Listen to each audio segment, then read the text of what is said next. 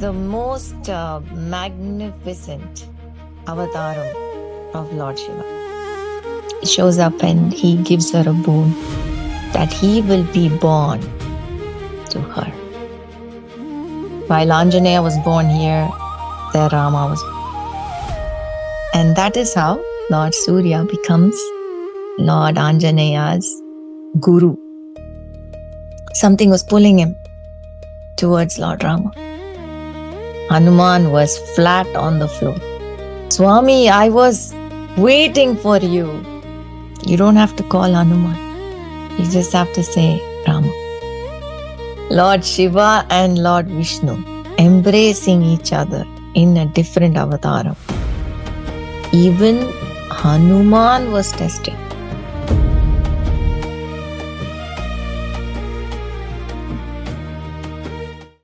Mathioli, Charanam, Nandalala, everybody.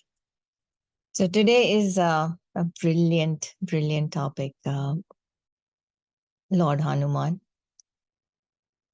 He's pretty much a favorite of many, I know, but very similar to Lord Ganesha, I believe. You know, he could be a superhero also, like Superman, Spider-Man. But I always tell my kids, he is the actual superhero. He's not fictional. He's real. So whatever you read about him, he has done.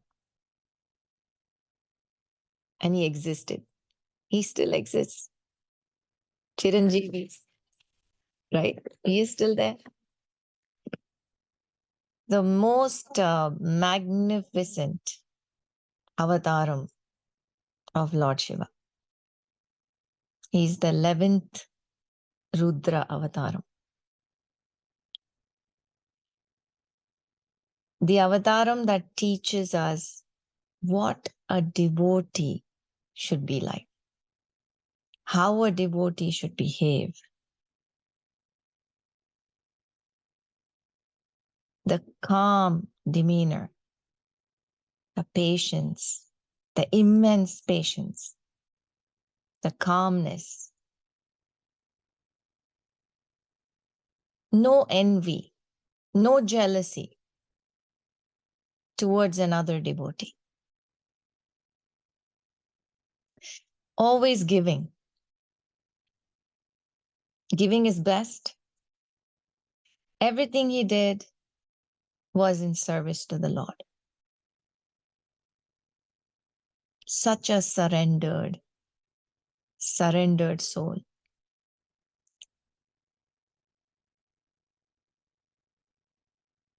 Whatever I say, it's like it makes it look so less when it comes to him. There are no words, even in the dictionary, to explain what Hanuman is.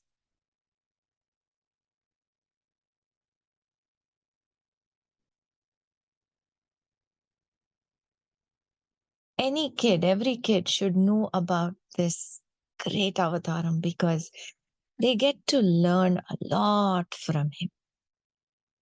A lot. How to face challenges, how to behave when you're facing challenges, how to lead your life in the name of the Lord.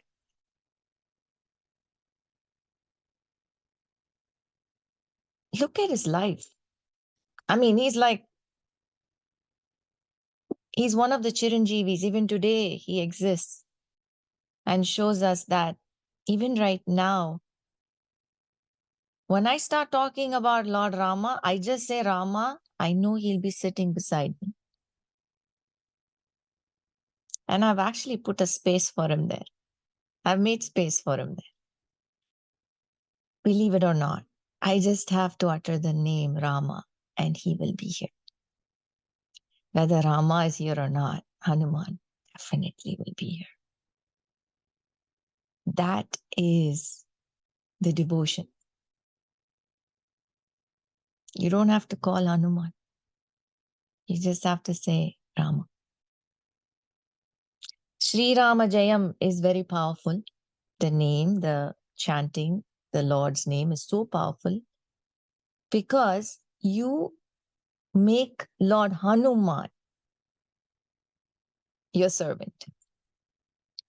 Literally, he will be there to serve you because any devotee of Lord Rama, he is willing to serve.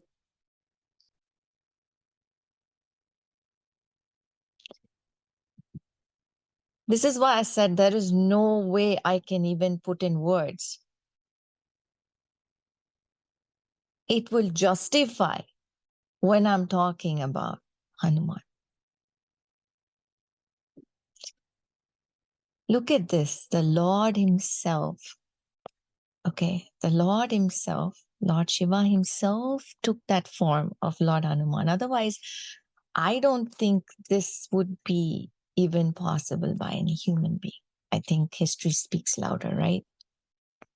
Till date, no.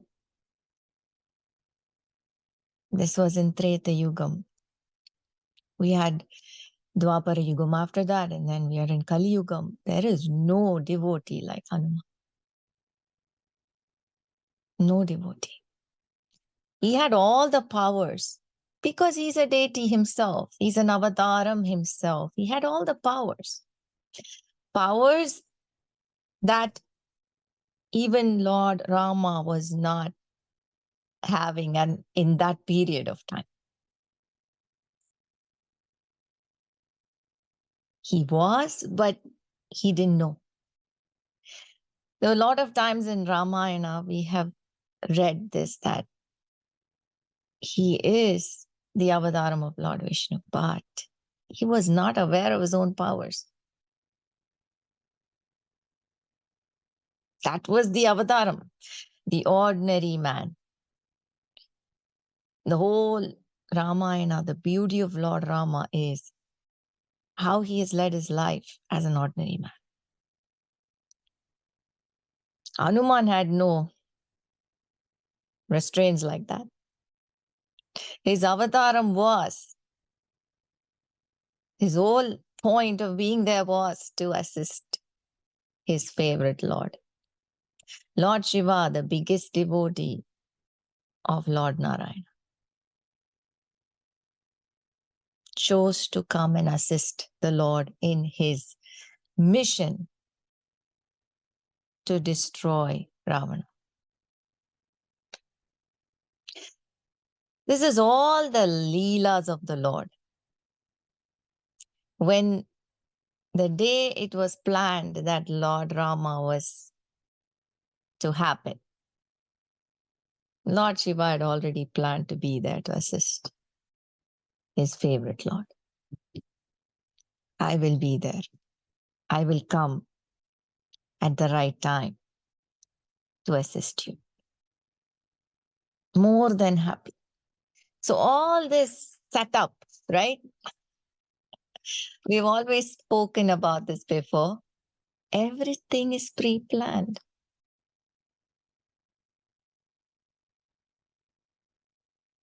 So Anjaneya,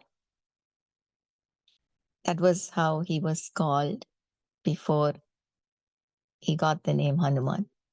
Anjaneya was born to King Kesari and Queen Anjana. Anjana was an Apsara and she was cursed to be on earth, born as half monkey, half human. And she will be free from that curse only after she gave birth to a very great avataram. And for that, she had to do a severe penance to Lord Shiva.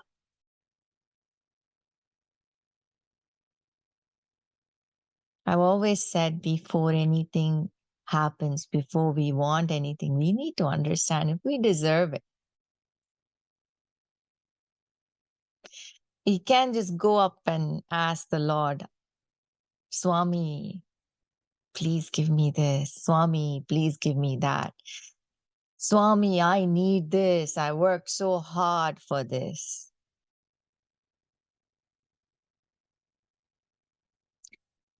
We need to ask ourselves, do we actually deserve it? Why? Why are we feeling so entitled that because we worked hard, we need to get it? Isn't that entitlement? Isn't that ego? Why so much ego?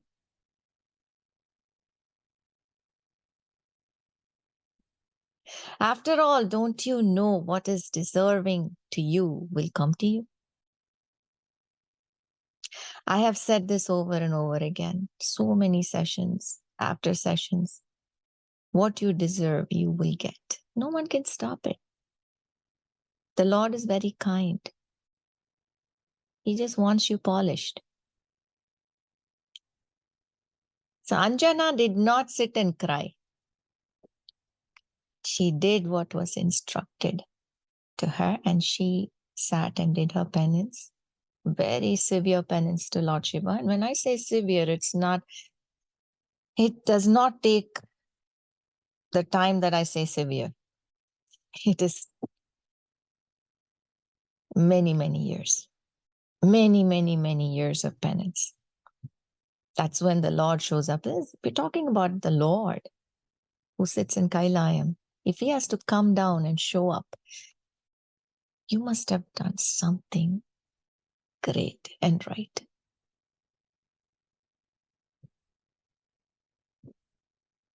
So he comes down, he shows up, and he gives her a boon that he will be born to her. Think about how pleased he must have been to choose her. To choose her as his mother for this beautiful avataram.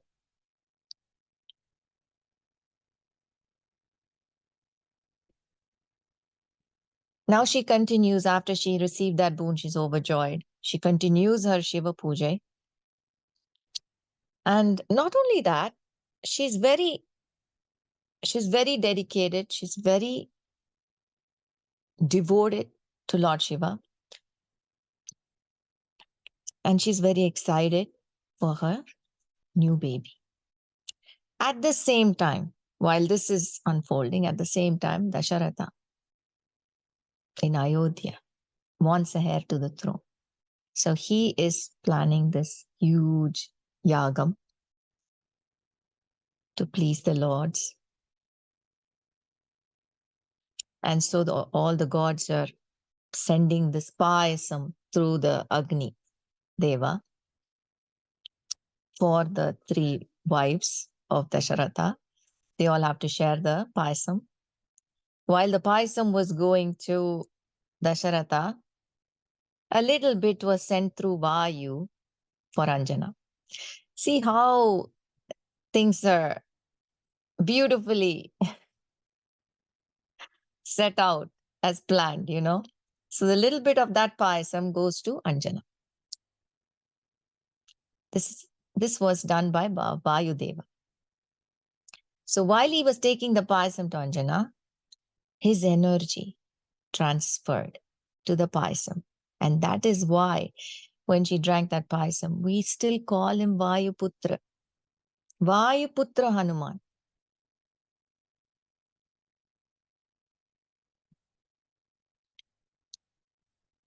Same time.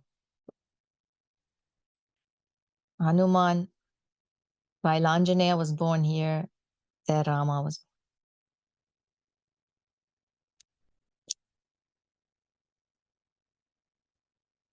Anjaneya was born as half human, half monkey.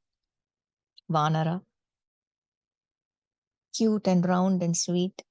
Roly-poly he was, with a little tail. Cute like a button he was. The most mischievous child. He could not sit in one place.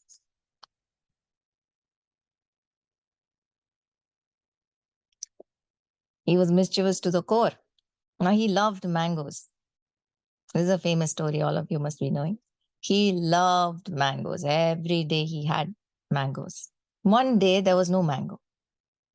So he was sitting very sadly. That morning, he was sitting and watching the sky when the sun was rising. And lo, that sun looked so much like a mango. Poor Lord Surya. That day was not like any other day. So he plunged into the air.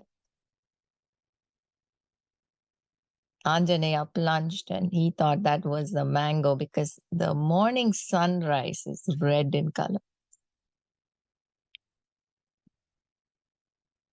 Why? Because Aruna is the first one to come. Aruna is charioteer, the sun's charioteer. So he comes first and then comes the sun.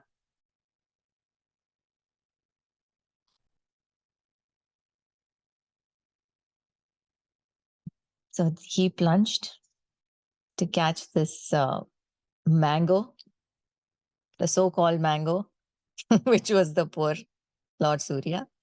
He went very close to the sun, almost going to gulp it when all the other devas were already getting tensed and stressed, looking at the scene unfolding in front of their eyes.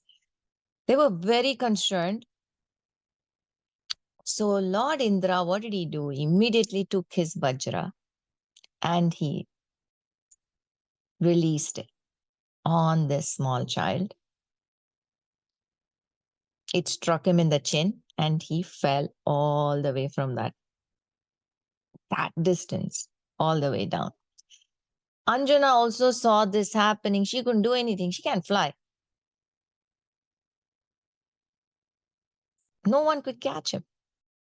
No one could, follow him there. So Anjana was all, standing on the ground and watching this with helplessness. And he fell to the ground and she was crying. He was unconscious. It's a small kid. Now her cries and her calls drew Vayu's attention. Lord Vayu came down. He was very furious. That is his child. He was very angry at Lord Indra because he struck him. He had to show his anger. So what did he do? He made sure that he shut off the air for everybody. He had that capacity. He shut off the air. Now the whole living being were suffering. They were choking. No air to breathe. All the gods were very concerned. They went and apologized. They almost fell at Lord Vayu's feet. Lord Indra consoled him. He said, we will make sure your son is fine. Please don't do this to the living beings. And Lord Shiva came and Lord Vishnu came and revived Lord Hanuman back to normal. And Hanuman was back to normal. He was like, whoa, it's a party here. He saw all the devas around him. He was so happy and excited. He was jumping in joy. Now all the devas, each of them, they wanted to gift him something. So each of them gave the best of what they had. So Lord Indra said, now this child will never be harmed by my thunderbolt, my Vajra. And Lord Vishnu said, you will have a long life, and blessed him. Of course, we see that working, right? Long life. And Lord Shiva said, he will not be harmed by any of his weapons. Now, Lord Shiva has many weapons. He will not be harmed by any of his weapons. Lord Kuberan said he gave him a lot of mental strength. Now look at that. He gained a lot of mental strength. That was a boon. All these gods are giving him boons. He said, you will have mental strength during all times. In wars, wherever you are, where stress can engulf you, there you will have mental strength. You will destroy all demons, Kubera says. And Lord Brahma also said, none of my weapons will do any harm to this child. Now all the gods have come and given everything. Last comes Surya. Lord Surya. He comes and he says, what can I give you? You've received everything from everyone now. What do I have to give you? And then Anjana, his mother, says, Swami, you can be his teacher. You're always in motion. Motion is movement, right? He's always moving. Surya. He's not sitting anywhere. You're always moving around. You're the best teacher for my son because my son can never sit. Look how cute this is, huh? Very cute.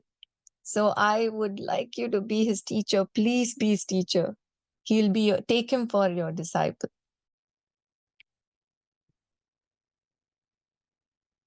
Lord Surya says, so be it.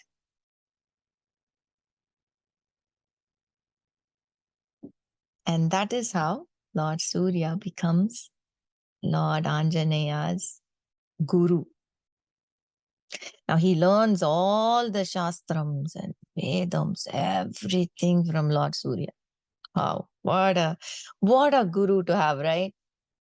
Ultimate.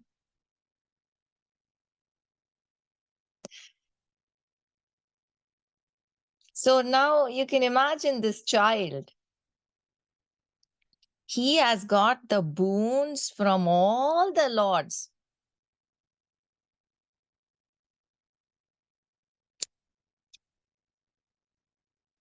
That's the immeasurable strength and power and whatever, name it, he has it. That is what we see. He plays and he portrays it so well in the whole of Sundarakanda.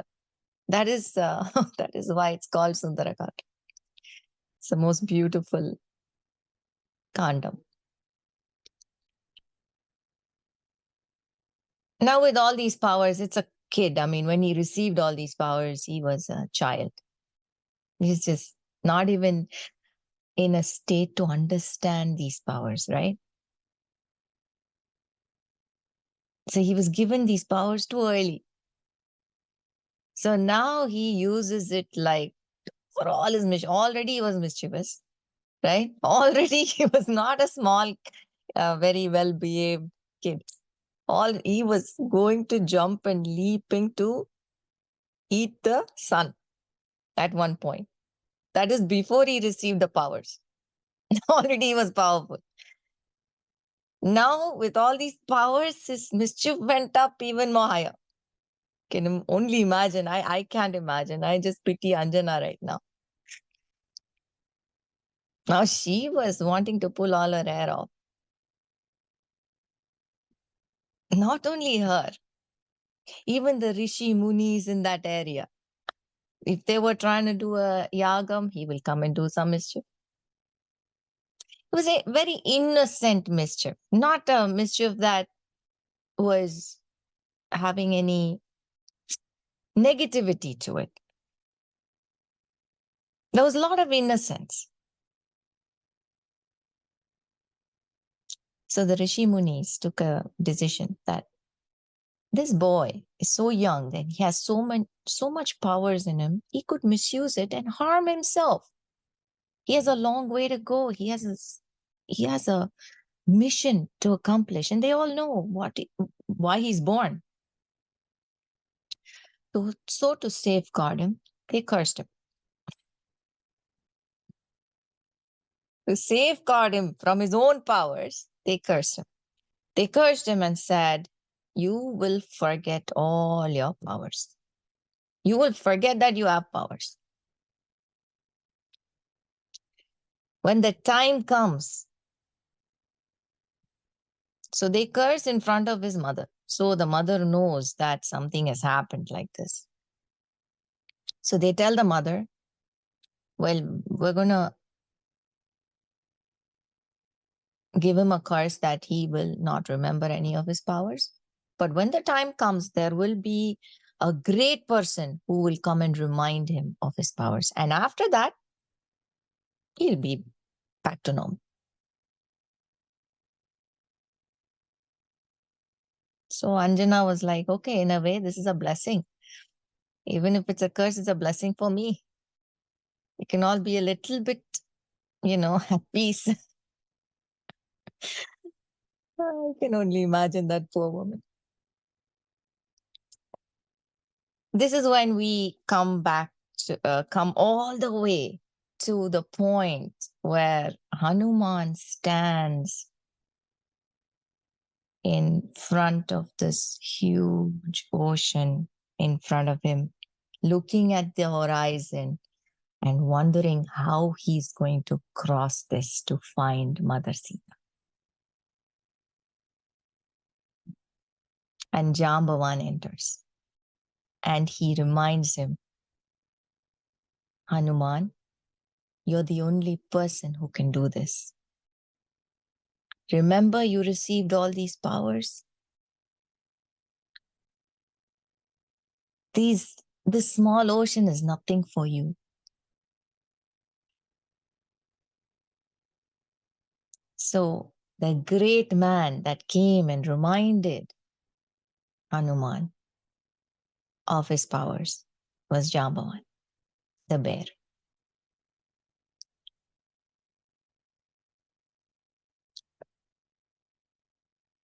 What an incredible, see how it's beautifully positioned to understand why things happen. So Hanuman did not sit and think, "Oh, this is so unfair. I got so many boons and now it's all taken away from me. How unfair is this? Oh my God, this is so bad. This is the meanest thing has happened to me." And he didn't sit and sulk. When he was a student of Lord Surya, எப்போதும், always, you have to give Guru Dakshina. Any lesson you take, there should be a Dakshina for the Guru. You have to give. So when he asked Lord Surya what he wanted for Guru, as Guru Dakshina, Lord Surya said, "I want nothing, but just make sure you serve Sugriva as his assistant, as his advisor. Always be with him and protect him." This is what he said, and that's why he landed up with Sugriva and always with Sugriva. He also said, "Until Lord Rama comes."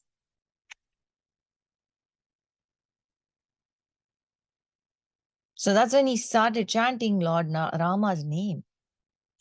Lord Rama was with him even before he knew who he was, even before he has seen him, known him.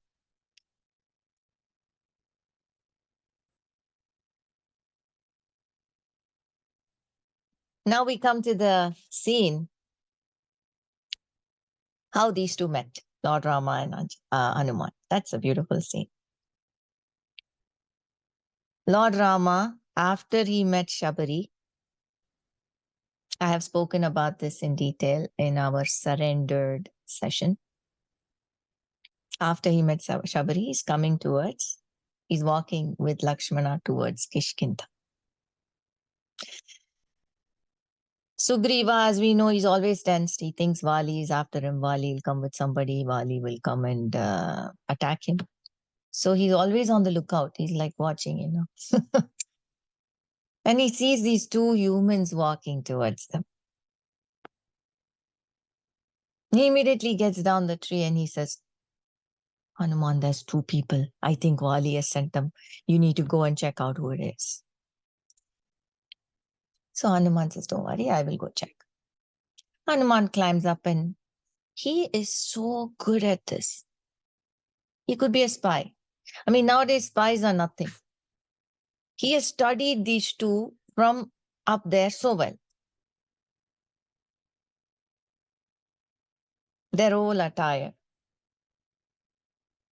what they're wearing. So slowly he's looking at Lord Rama and he's like, wow, look at that. Look at that majestic look. What a face. What broad shoulders. No sign of fear. Usually when you walk in the forest, you're fearful, you're watchful, you're careful, you tread carefully. This man had no fear on his face. So much radiance. From that far, he could see the radiance. Something was pulling him towards Lord Rama. He didn't know that was Lord Rama, but something was pulling him. This is what happens when you are near the ultimate, something pulls you, but you don't know what it is.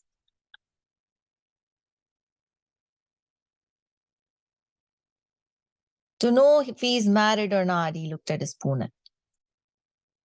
Okay, now he's married. And then he's wearing Panchagajam also. I mean, his orange robe was tied in that way. So you usually wear it after marriage. So he's married. He knows he's married. Anjaneya is very good at this. Hanuman is the best, like spy. Now, what happened to the wife? No sign of the wife. And then he got to know that from the face of Lord Rama. He was not happy. The radiance was there, but there was a concern on his face. So he was like, something has happened. Usually the human beings of now, they will go and, even if they meet that kind of person, they will ask, what happened? Yeah, are you married? I see you're married. Where's the wife? But none of that Hanuman did. The funny part was he didn't want to go as a Vanara. He disguised himself as a Brahmin and went in front of them. Hanuman disguised himself as a Brahmana and went in front of them. And he introduced himself. Swami, I am Hanuman. I am a Vanara. I don't know why he took all the trouble to disguise. But he told everything, truth. Poor thing, he, wasted a lot of time in his makeup and everything. But there he went and spilled the beans. In front of Lord Rama, he couldn't lie. In front of the ultimate, you can't keep things. You cannot lie, right? Comes up. So he told him, I'm a Vanara. I'm a assistant to King Shugriva. I'm from Kishkinda. Everything he said. Though he's disguised, he told who he is. The whole purpose was not to reveal.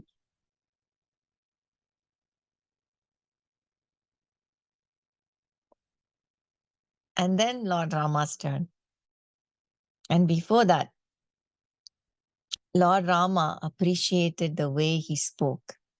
He even mentioned it to Lakshmana. Did you see how sweetly he spoke? I like the way he spoke, is what Lord Rama said. And then he introduced himself. I'm Rama, Prince of Ayodhya. Now that was it. Hanuman was flat on the floor. Swami, I was waiting for you. I was waiting all the while for you. And he Shashtanga Namaskaram, and Rama held his shoulders and lifted him up, and they embraced each other. Oh my God, that embrace. We cannot forget in history. There is no embrace like that. Lord Shiva and Lord Vishnu embracing each other in a different avataram. It's the most beautiful scene of all. It cannot, there is no such thing in our Puranas that can even come close to that. That scene beats everything. Lots of qualities from Hanuman that we can learn. To be specific, there is a story that Ambal herself has written from her book Fulfillment.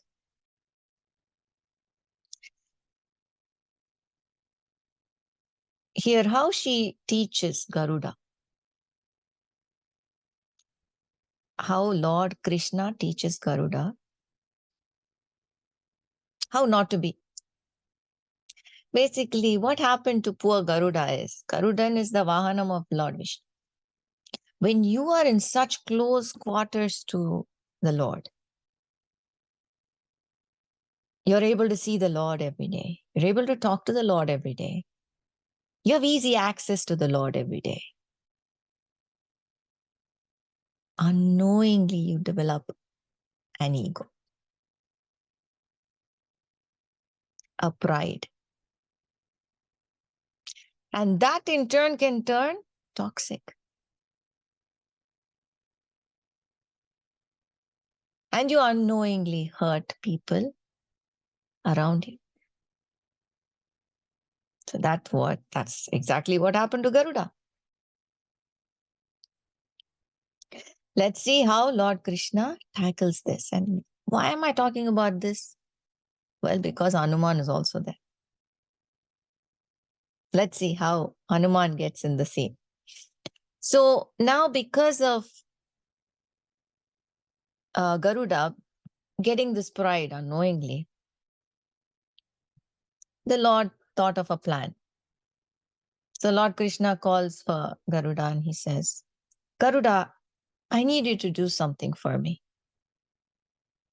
And we know Lord Krishna is so witty, however he does it. He says, I want you to do something for me. Garuda is like, Supreme Lord, you command, please. I will do it. You know Anjaneya?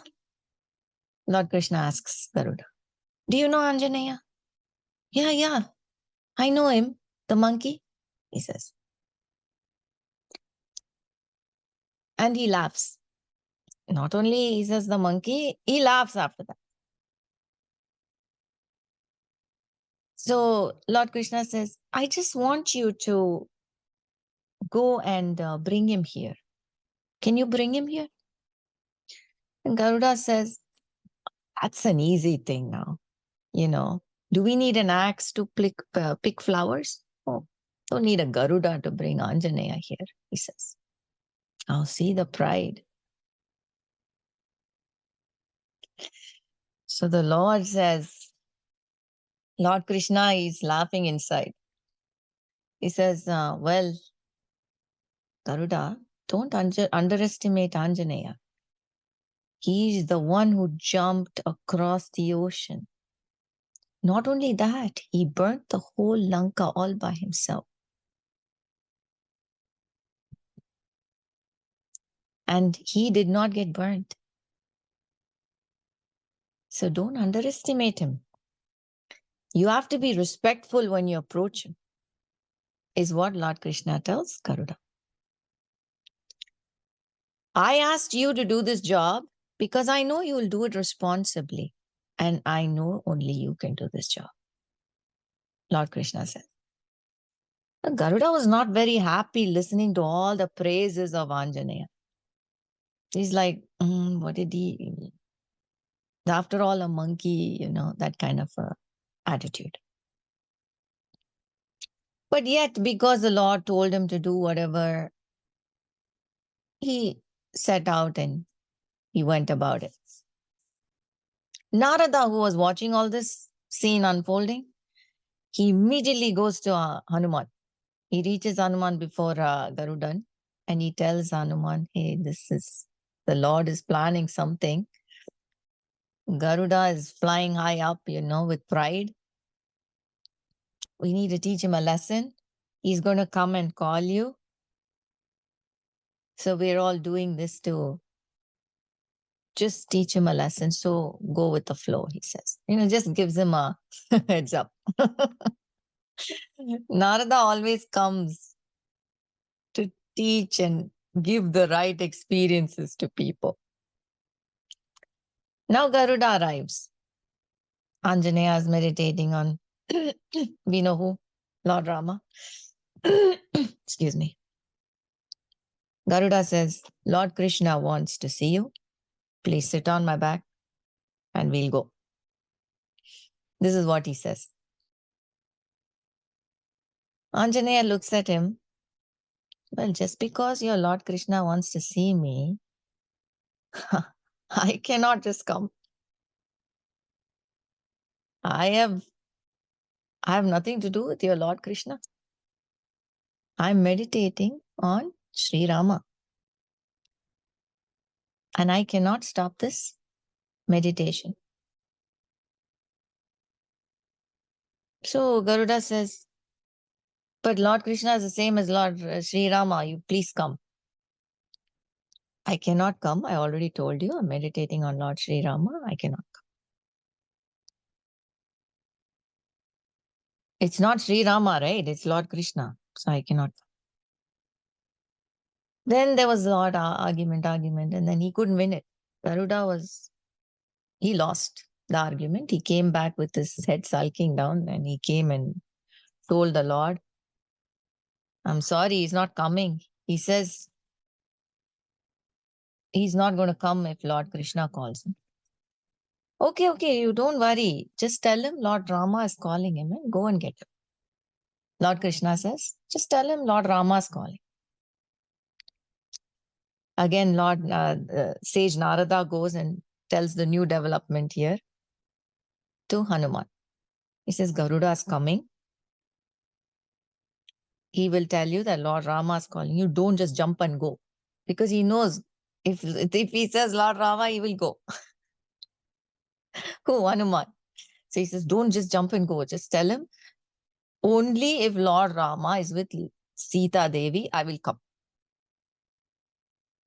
So Narada tells Hanuman, you should tell Garuda that only if Lord Rama is with Sita Devi, I will come.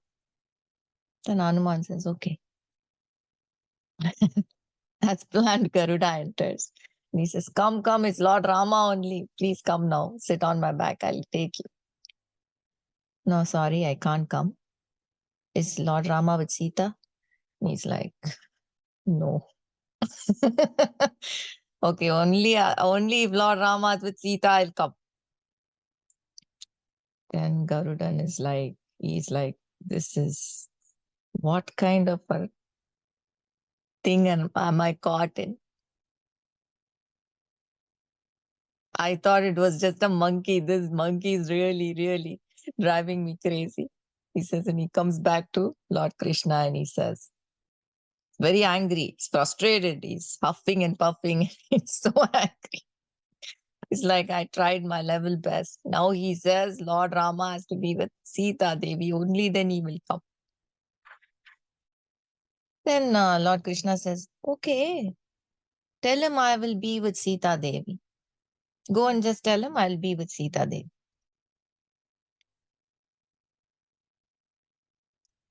So he goes back, Garudan goes back to Hanuman and says, okay, Lord Rama is with Sita Devi. Now please sit on my back. I'll take you. Now you see the calmness he has come down. Everything is like புழிஞ்சு. The Lord has literally squeezed him like an orange and lemon. All the ego is out. Poor Garudan is like, please sit on my back. I'll take you. Hanuman says, I will not sit on the seat the Lord sits. Wow, that melted my heart. That totally melted my heart. He says, I will not sit on that same seat the Lord sits. I will come on my own. So he says, I will come. That's a big relief. Soon as he tells him that, he's already there. He seeks Lord Rama and Sita Devi's darshan and blessings, and he's come back. Hanuman. After he comes back, that's when slowly Garuda's entering. And he tells Lord Krishna, he's coming, he's on his way. And Lord Krishna tells him, Hanuman just came. He came, took my blessings and Sita Devi's blessings and left. He already came and left. Now Garuda feels like he feels so ashamed of his pride, of his all that nonsense, negativity, all that false pride that he had. Him calling him just a monkey. Hanuman does not have to fly or anything. He can just close his eyes and be at the spot wherever he wants to be.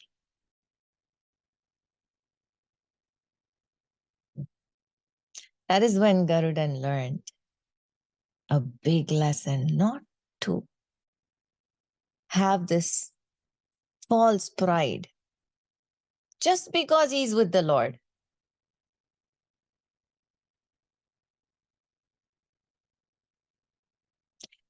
Hanuman didn't have to be with the Lord, right? Hanuman didn't have to be close to the Lord in person. He was somewhere far away. But you see where the Lord held him? The nearest. The nearest. Distance does not matter when Lord concerns. When a devotee and the Lord concerns, the distance does not matter. Even the closest to people can be the farthest from the Lord.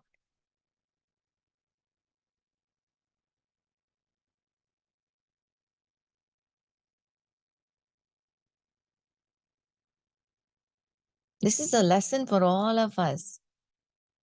I've seen this happening when Ambal was around too. People around her, people who see her in an everyday basis. Always on an everyday basis, if they see her, they think they own her, that she loves them more. It's a battle that a human mind goes through.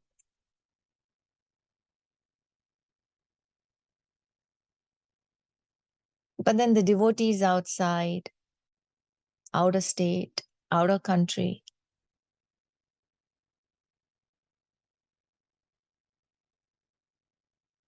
they think of her here, They always have her here. And she's always with them.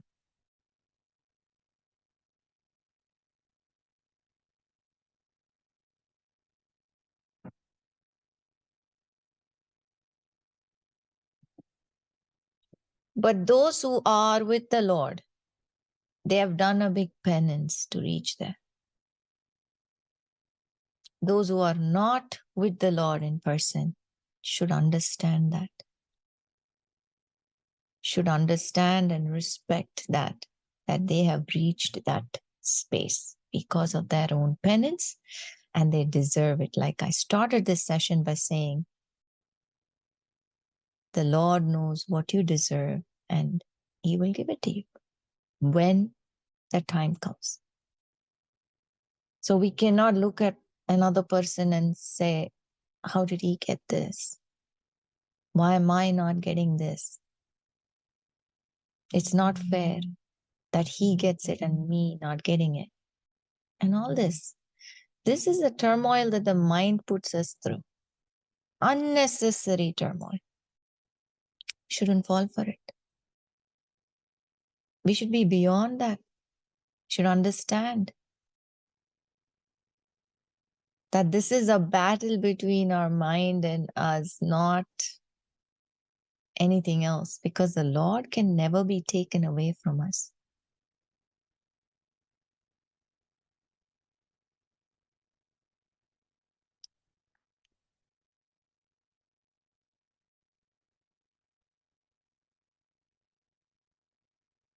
So Hanuman here, he had the Lord and Mother Sita in his heart always. He has even shown it, right? He didn't have to always be around Lord Rama because Lord Rama chose to be here with him. That is the greatest devotee. You don't fight to be next to the Lord because the Lord fights to be next to you. It's the other way around. It's so simple.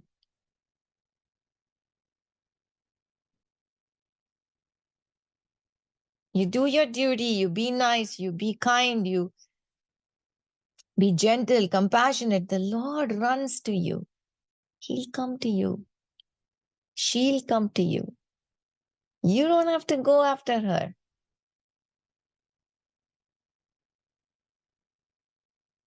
So there are many things we can learn from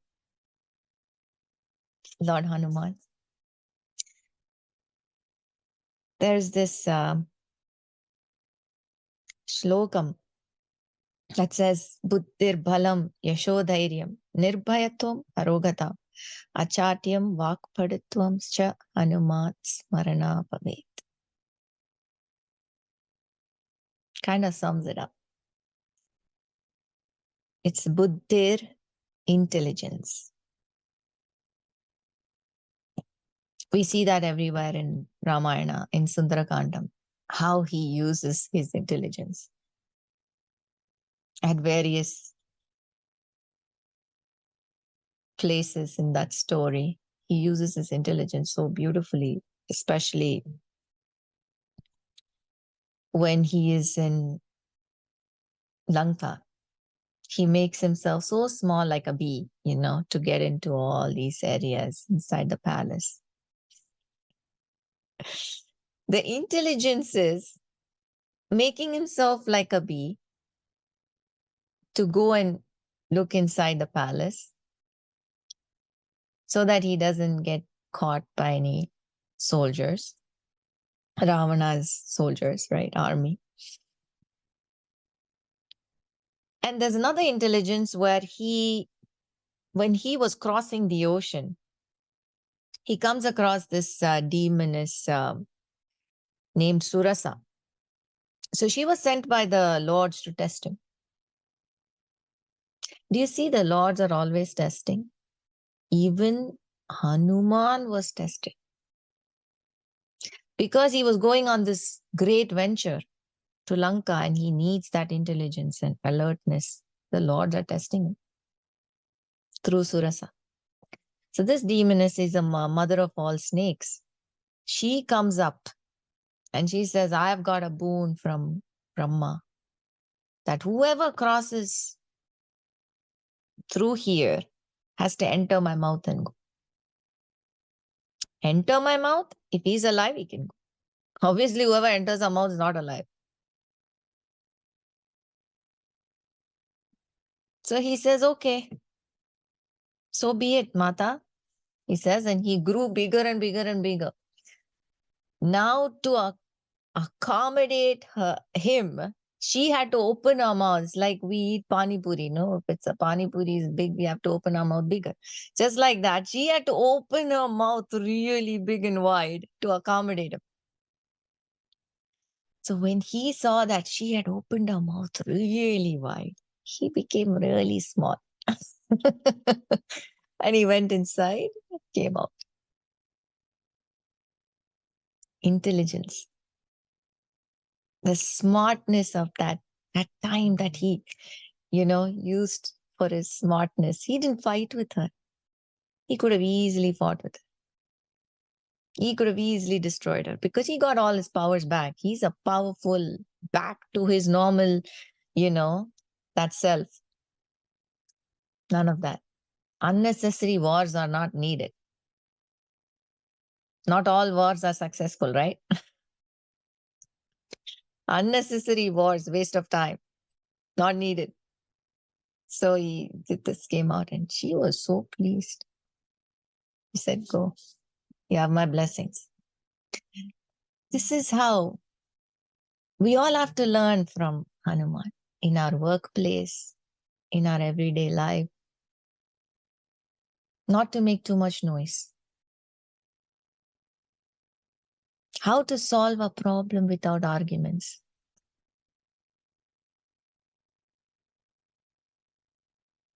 How to not escalate anything.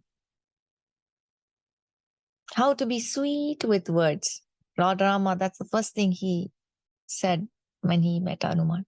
Look how sweetly he spoke. That, again, we have to learn from Hanuman. So why is that thing called Sundarakandam? Sundarakandam is the story starts from when Hanuman leaves from Kishkinda in search of Mata Sita.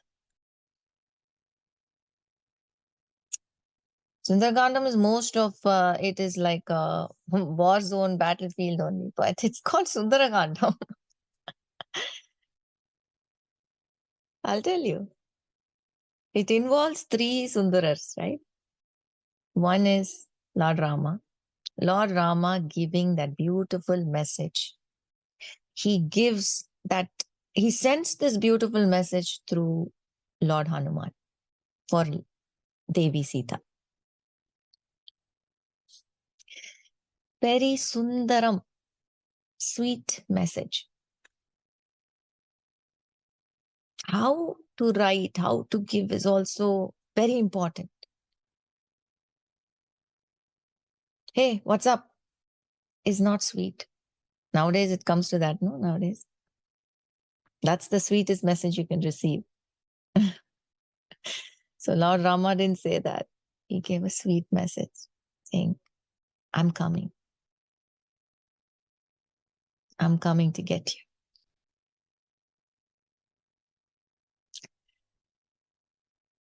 And the person who took the message, Hanuman,